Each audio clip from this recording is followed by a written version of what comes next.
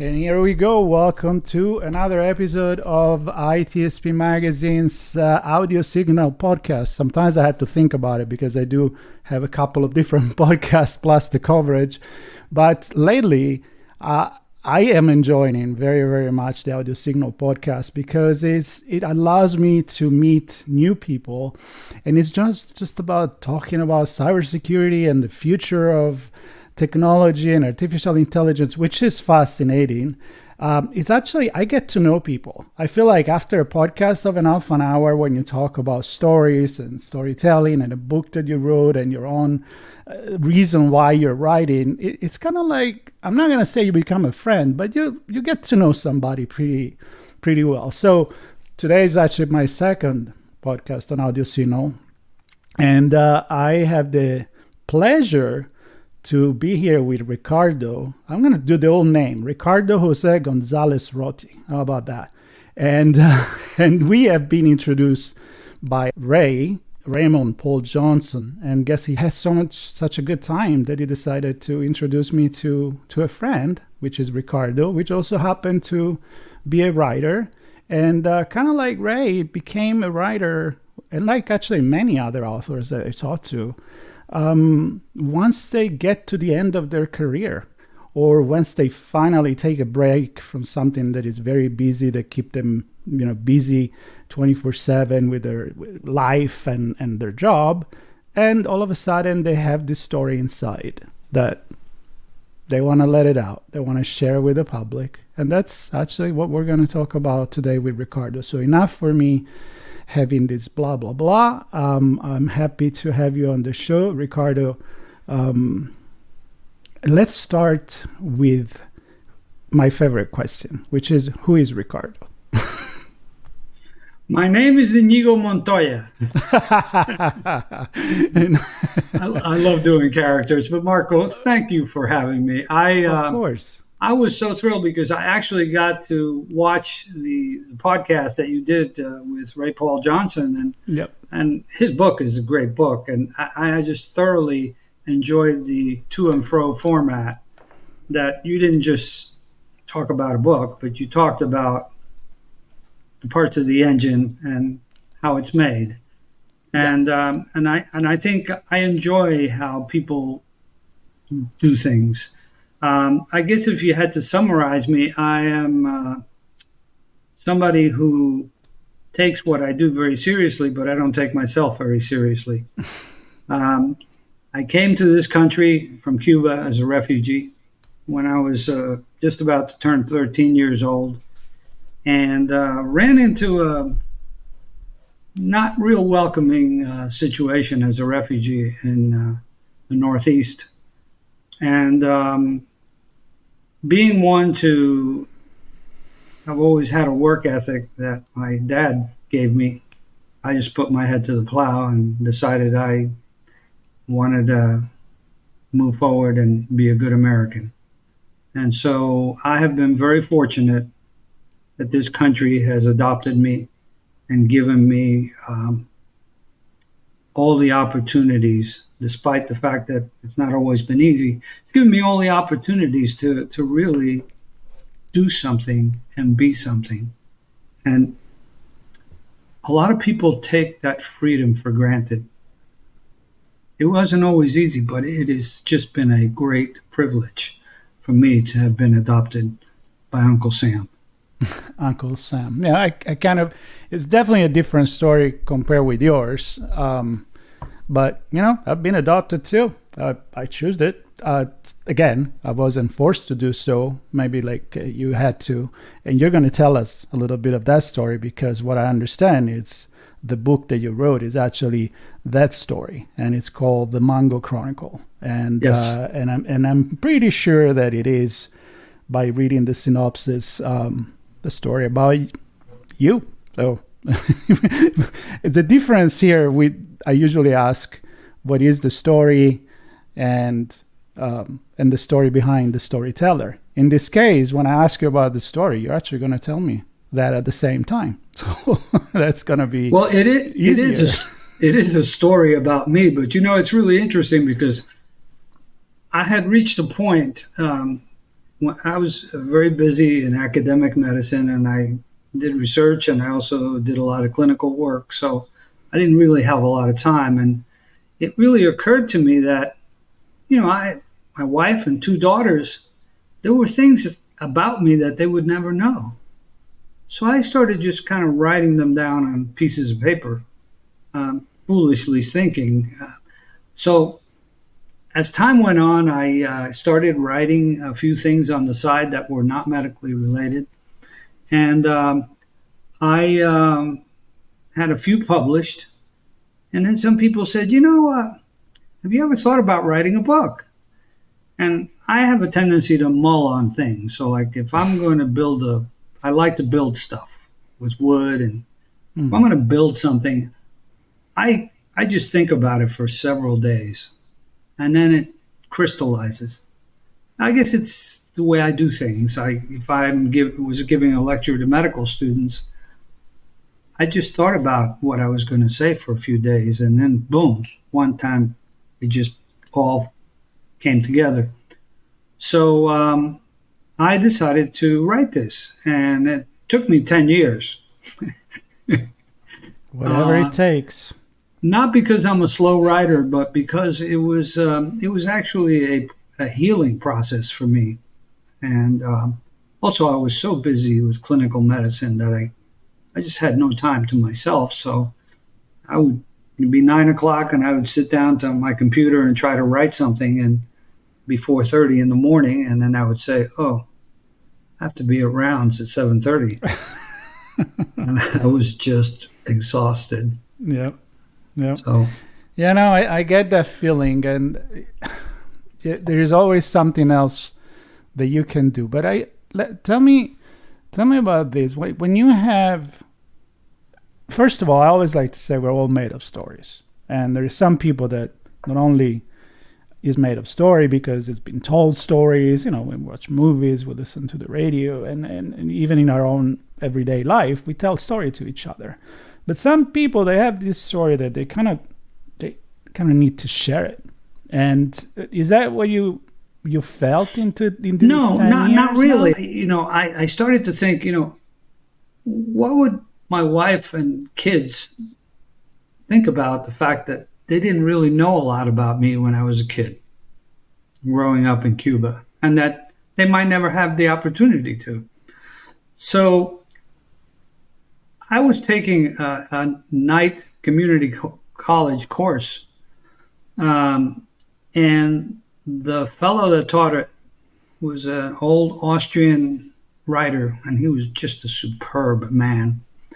And he said, "Well, why don't you just write a sentence about something memorable?" We call that a prompt now, right? Yeah. And so I would think back, and I would say, okay, well, what was something that I thought was memorable that I think my wife and my kids would want to know about me? And that's kind of how it started. And so some of these prompts I ended up writing as essays, and I had a few published.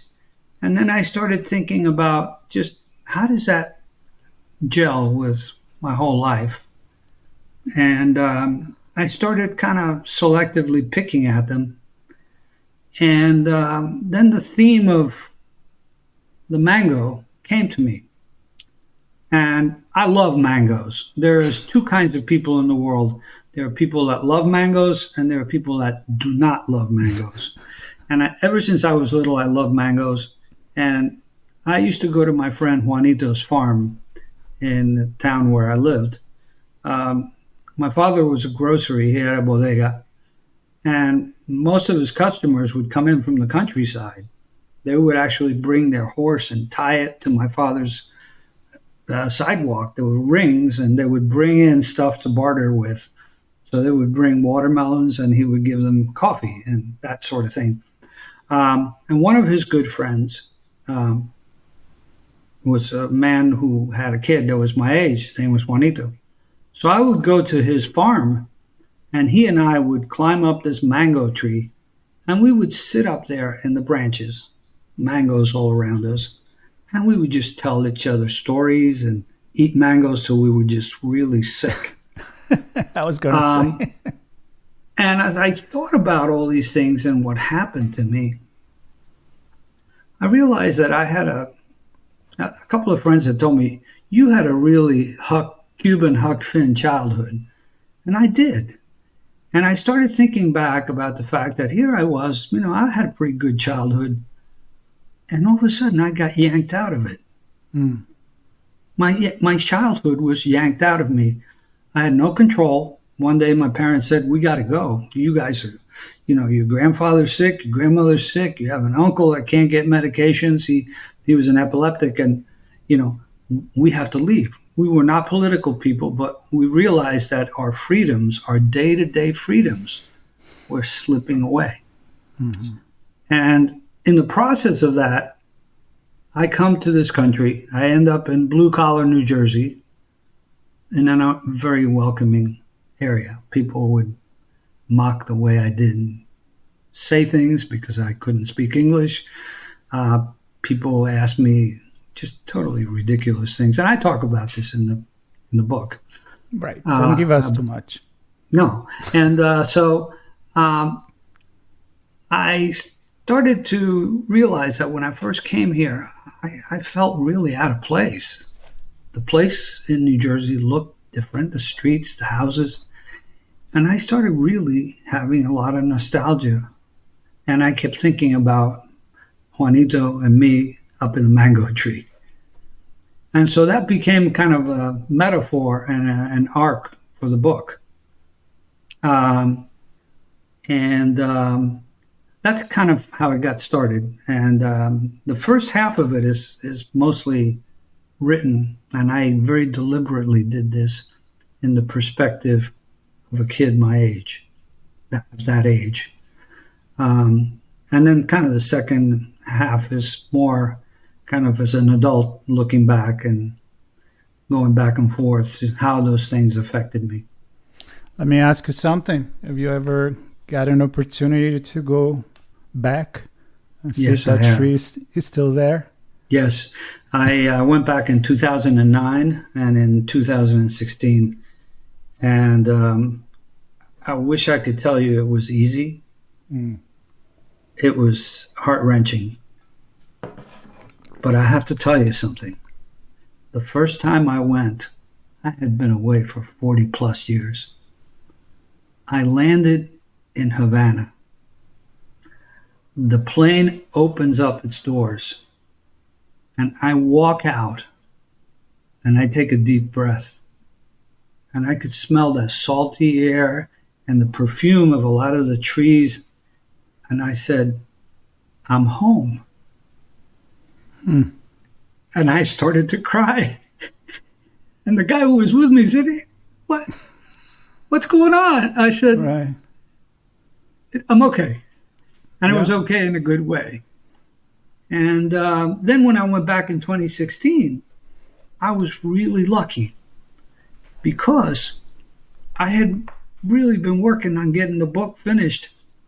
But I got to take my wife, my two daughters, and my sons-in-law. We all went. So we got to really spend a few days, and I found my house, the house that we had to leave behind to the government. And there's a chapter in there that talks about that. That was a very hard, bittersweet thing. And I left. I came back here. So, yes, I was very fortunate that I had the opportunity to do that. This was after the second time you went, was after you finished the book? I had almost finished the book. Almost finished. It was in 2016. I finished the book probably in 2018, 2020. Now, the reason why I'm asking you this is because I'm a very visual person, so I can see you getting out of the plane and get emotional, remembering the smell and of the land. And I'm thinking, like, the second time that you went, you had all this time to remember things, to reprocess. Because when you write, I mean, as you know, Hemingway used to say, you just open a vein and start bleeding, right? Yeah. You bleed your soul into. That's true. And so I think that a lot of things came back into your memory. I'm glad you asked me that, because in those 2 years after I came back, I had the backbone of the book put together, and it turns out that as I started writing and thinking about it, several concepts came, and there's actually two chapters. One is titled "Remembering to Forget," and I started really getting a little bit philosophical about that in the span of the two trips. And it became obvious to me that when I was really having a rough time here in the United States, we had nothing. I mean, my mom was a teacher in Cuba, and she ended up working in the United States, cleaning bedpans in a hospital in the graveyard shift. And my father, he owned his own grocery store in Cuba. He ended up getting a job as a kind of a glorified cashier in a Latin market. So we really struggled and had a bit of some really bumpy times. And I think you'll find that many people who leave their country as refugees always hear from their parents or whatever, well, when we go back, things will be better. We'll go back. And after a couple of years, I realized we weren't going to be able to go back. Things weren't going to get better. So I started deliberately remembering to forget. I didn't pay attention to what was going on in Cuba. I just said, I got to learn English. I got to work hard. I used to run track. I worked on that. I worked on my schooling. And I didn't even bother to think about the politics. I ended up going to college. I was very fortunate. And that sort of selective blindness allowed me to not wallow in nostalgia, okay? Which is something that, nostalgia, as you know, is good, but it can become malignant if you get paralyzed by it. The other aspect of it, in between those 2 years that when I finished it and I had my second trip to Cuba, was that I had to realize that I had to remember to forgive. And that was a really difficult process. And remembering to forgive means that you don't become judgmental, that people will say bad things about you, people will mock you. And you have to remember to forgive, because a lot of prejudice, as you know, is ignorance. And so those two concepts were actually woven in after my second trip to Cuba. And they were very helpful in really kind of putting the last touches on the book. Did you have to forgive people in Cuba, or did you have to forgive people in the U.S.? Or both? Both. My mother was, she lived to be 98. She had become very senile in her later years. And she would have some of these episodes where there were glimpses of, like, when it's cloudy and there's a cloud that gets in front of you, and she would be like that most of the day. And then all of a sudden the sky would break and she would have these incredibly lucid moments. And then I would talk to her. And one day she said to me, the people in Cuba that live there, they were born into a situation now. They didn't know any better. They couldn't leave. So they were basically programmed into a totalitarian system. Why should we continue blaming them for being communists? They have no better. They don't know better. And she came to grips with that. I have to tell you, many Cuban immigrants who, like us, had to leave have not been able to shed that bitterness. I'm not happy with what's going on there. I think it's terrible. But by the same token, we can't continue to hold grudges. Yeah. because people are people, and there are a lot of good people that have kind hearts, and they've grown up in just crappy Well, situation.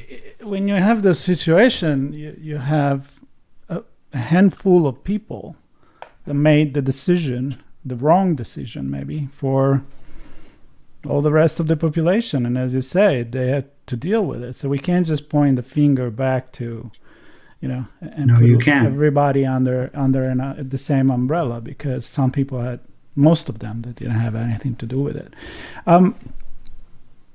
I don't think we mentioned that, but that was the period of the missile crisis, right?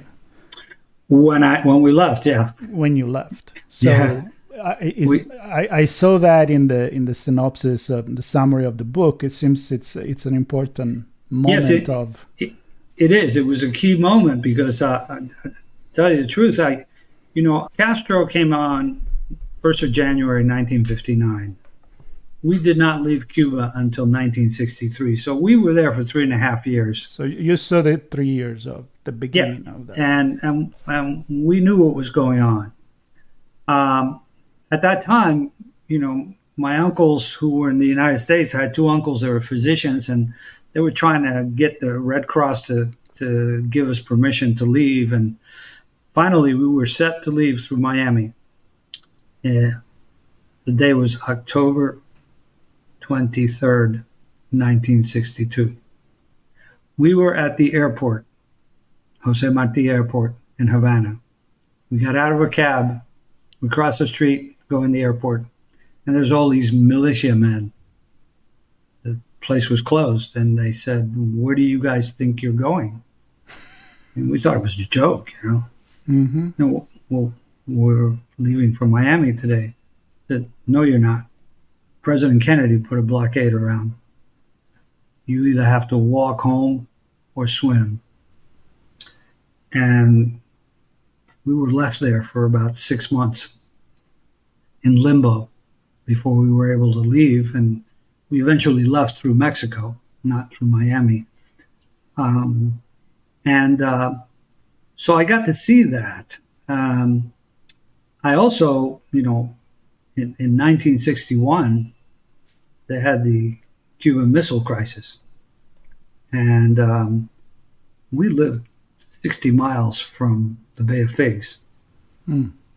And like I say, I'm not a political person. I was not political as a kid. But, kids see things and they know when something is right and when something is not right. And I remember distinctly after the invasion took place that they captured all these prisoners. They hogtied them and they put them on the back of pickup trucks. They were army trucks. And they paraded them up the main street in my city. And I'll never forget that. I just was looking up, and all these people were shouting at them, saying horrible things. And these guys some of them were really young men. They were hogtied. They had mosquito bites. They were sunburned. They had bruises. And you could hear a big speaker with Che Guevara saying, "The traitors, they killed the traitors." And I never forgot that. It was just such an upsetting thing. And sometimes when I look at some of the film clips, like when the invasion of Poland and stuff like that, it's not in the same degree, but I can imagine how kids feel. They don't understand what's going on. Yeah. So that was tough.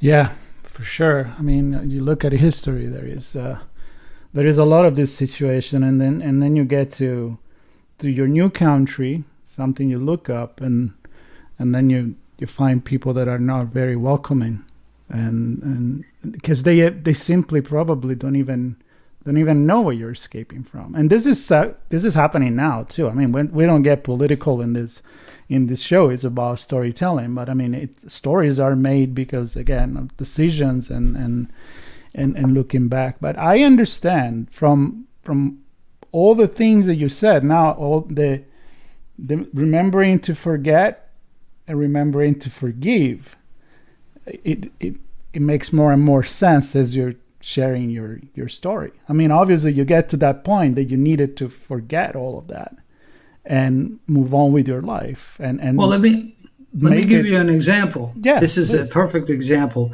If you ask the majority of people who left Cuba around that time, and I'm talking the adults, many of them are probably in their 80s now and or dead, they would say Kennedy was just a miserable, horrible president for doing what he did, that he betrayed the Cuban people.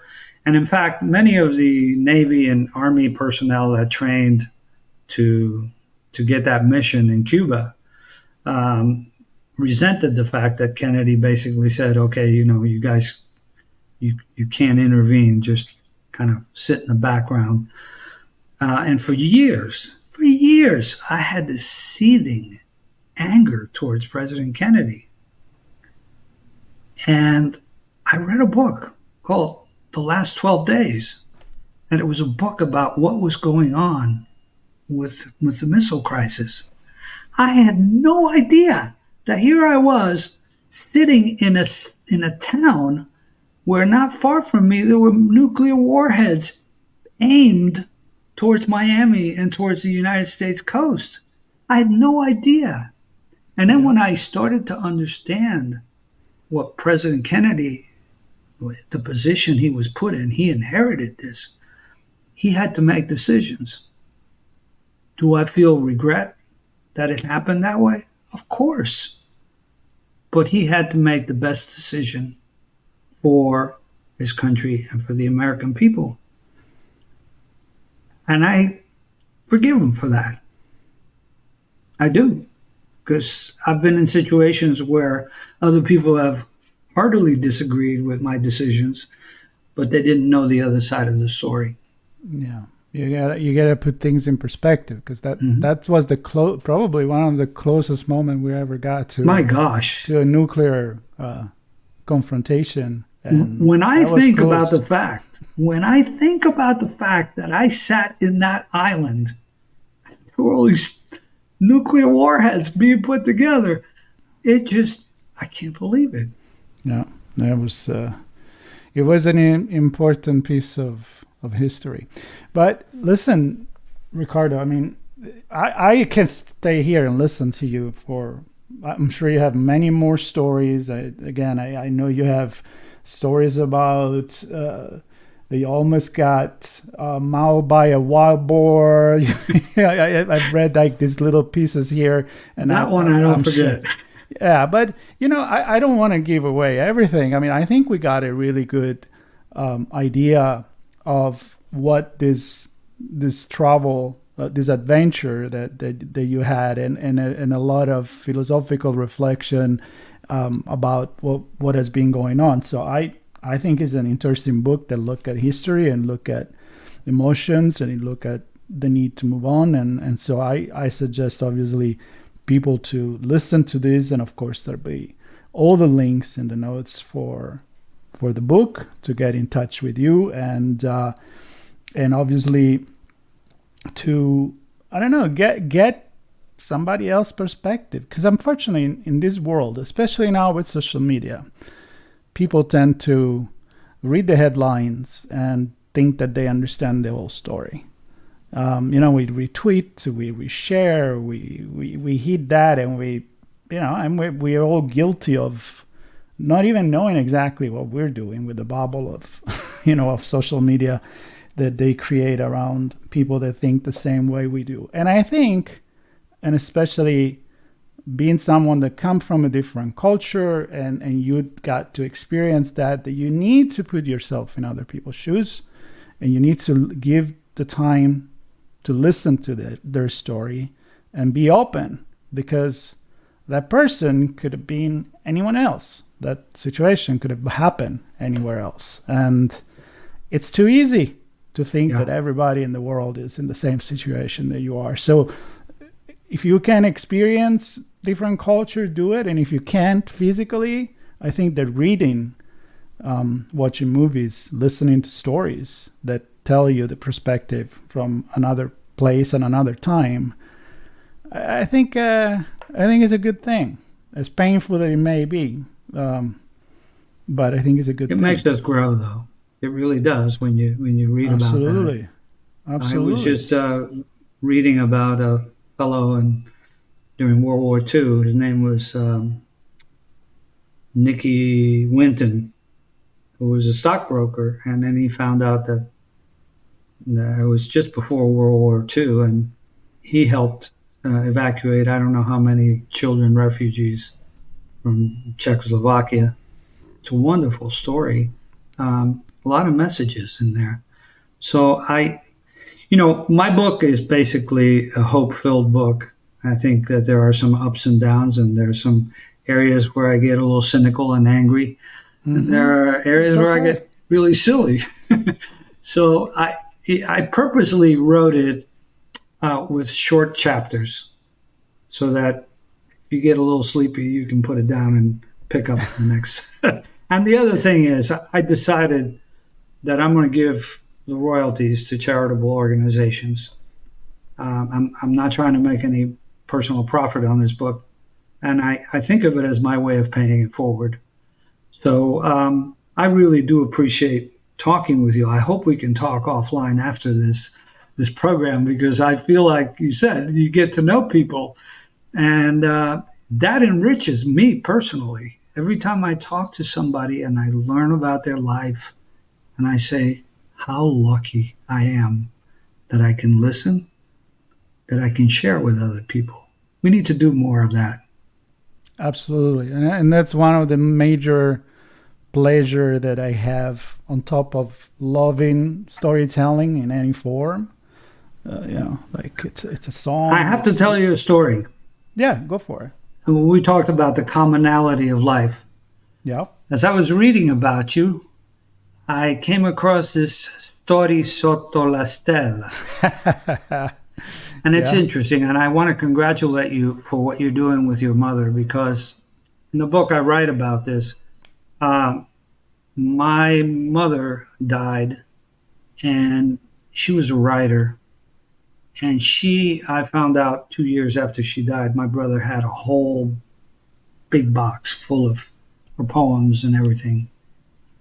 And as you're fortunate to do now with your mother who's living and tell these stories for children, my mother left a trove of over 300 poems, short stories. And my next job, not my next job, my next love is to maybe put together a book. It will be a little bit of a memoir, but around her work. I think you need to do that. So we'll both be writing, and she's looking over my shoulder. I know that. I love that. I mean, think about how many people write their diary, write their thoughts, and they never get the opportunity to put it out there. And some people maybe don't want, but also nowadays it's a little bit easier to put things out there, put your thoughts. And the story sotto le stelle, it's a typical example of that, because I can translate it with ChatGPT. I can have artificial intelligence read it, because we have a podcast about that. And in the end, is it going to turn into a big book or a movie or a big podcast or whatever? I got to tell you, I honestly don't care. I think they're great little story. And me and my mom, we have so much fun doing it. It's like reconnecting something, and it's something I didn't even know for the longest time. She's giving you a gift, and you're giving her a gift. Absolutely. And it's terrific. I just think, for me, I'm going to write this one in Spanish, because her poetry, a lot of it is in a rhyming fashion, and it's very difficult to really convey a rhyming. In Cuba, there's a very popular, it's called a decima, and it's actually become a street form of, like when people do hip hop and they rhyme and stuff like that. Mm-hmm. Well, Cubans were doing that in decimas years ago. And you go to the streets in Cuba and you will find people who do not know how to read or write. And they will tell you these rhyming stories. And what they do is they stand around, and one guy will start talking about his wife and how beautiful she is and what a great cook she is. And then the other guy will respond saying, no, my wife is better cook. And it's all in that it's rhythmic. all in rhyming. Oh, that's it's cool. Incredibly, I didn't know that. Oh, and so a lot of the things that my mom wrote, they were stories. I mean, she writes about a hurricane. She writes children's stories about the little frog who lost its pond. And so I am just so anxious to just dive into that. It's like a treasure chest. You know what? You do that, and then when you put it together, you come back and you tell me all about that. I will take you up on that. Absolutely. I will take you up on that. For sure. And I think it's something you need to do. I think it's going to be a wonderful trip for you to do. I have to tell you a story about Ray Paul Johnson. When he and I were corresponding, I was talking about, I'm 74 years old, okay? I kept saying, well, I kind of see the end of the runway, implying that maybe that was kind of, we're all going to die sometime. And he wrote me back and he said, Ricardo, remember, the end of the runway, that's where flight begins. And the guy's a pilot, so yes. he knows. That's, again, back to perspective. This is how he looks at it. It just made my month, my year. I love it. And you know what? With that, we're gonna end this conversation with a promise to have another. And in the meantime, I want everybody, if they enjoy this conversation, if they find your story interesting, to actually get the book, read it. And the fact that you donate what you get from the book, it's an extra reason. But I think that in this conversation, there's been many pieces that if people want to understand what was going on at the time and the emotion connected with a refugee, I think they have to read this book. So I'm going to say goodbye to you. So it's a goodbye. I'm going to see you again very soon, and we'll stay in touch outside of the podcast anyway. And for all the people listening, to get the book, subscribe to Audio Signals, because as you can tell, nothing is script here, and we just open our veins and talk our heart. So, Marco, thank you. It's just been a delight to chat with you. And to everybody that listens in on you, please do stick with them, because I think there's just some really fantastic episodes. Thank you. Thank you. You be well too, and everybody be well. I'm going to call it off here. The end of the runway. The end of the runway, but it goes